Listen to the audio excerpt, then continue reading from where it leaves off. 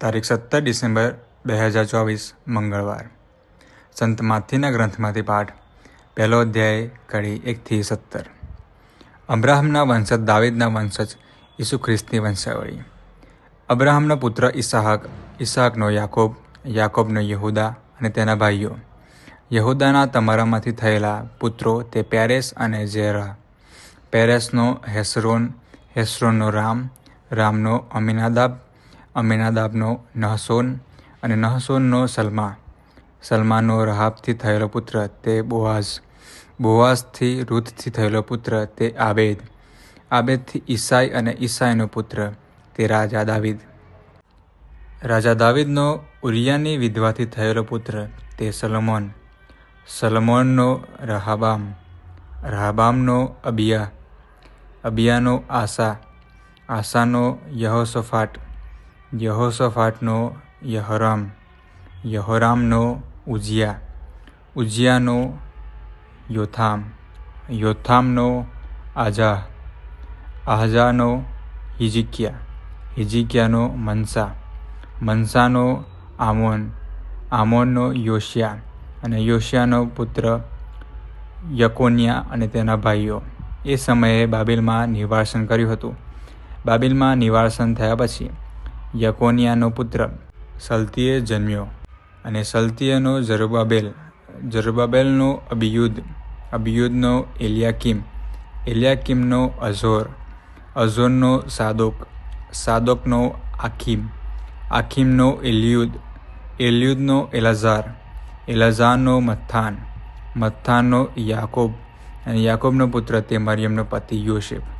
એ મરિયમને ખ્રિસ્ત નામે ઓળખાતા ઈસુને જન્મ આપ્યો. આમ અબ્રાહમથી દાવીદ સુધીની બધી મળીને 14 પેઢી, દાવીદથી બાબેલમાં નિવાસન થતાં સુધીની 14 પેઢી અને નિવાસનથી ખ્રિસ્ત સુધીની 14 પેઢી.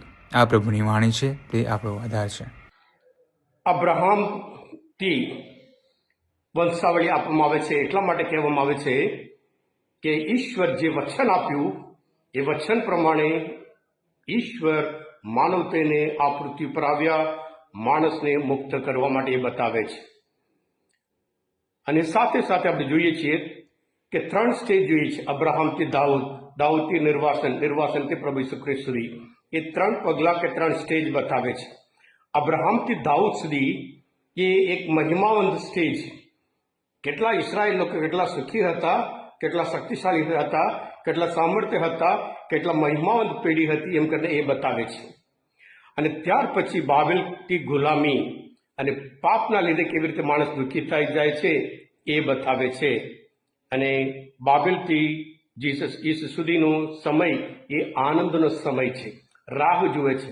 મસીહા મુક્તિદાતા તારા આપણે મુક્ત કરવા માટે, જીવન આપવા માટે આવે છે એમ કરીને એ બતાવે છે. સાથે સાથે ક્રિસ્માવાલા ભાઈ બહેનો, આ 3 સ્ટેજ એક આત્માની 3 પરિસ્થિતિ બતાવે છે.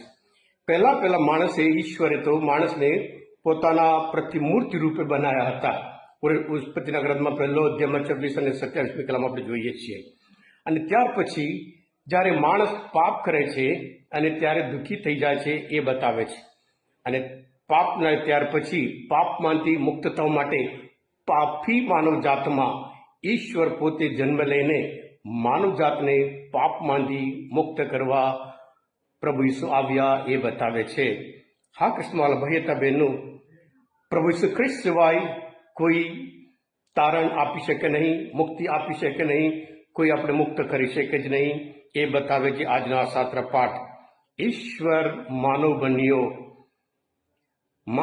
એટલા માટે કે દરેક રીતે પાપ સિવાય દરેક રીતે એ માણસ તરીકે જીવ્યા હતા.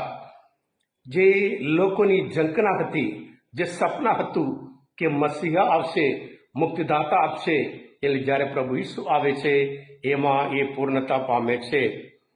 આ ખાસ કરીને ક્રિસ્માલ ભાઈ બહેનો, આ લિસ્ટમાં વંશાવળીમાં અમુક સ્ત્રીઓ પણ આવે છે. યહૂદી લોકો માટે માત્ર પુરુષોના વંશાવળી હોય, પણ પ્રભુ ઈસુના વંશાવળીમાં અમુક સ્ત્રીઓ પણ છે. 5 સ્ત્રીઓ પણ છે. એમાં માત્ર યહૂદી નહીં, બિન યહૂદીઓ પણ છે. સાથે સાથે કેટલા બધા પવિત્ર માણસો હતા અને સાથે સાથે કેવા અમુક પાપીઓ માણસો આ વંશાવળીમાં છે એ બતાવે છે.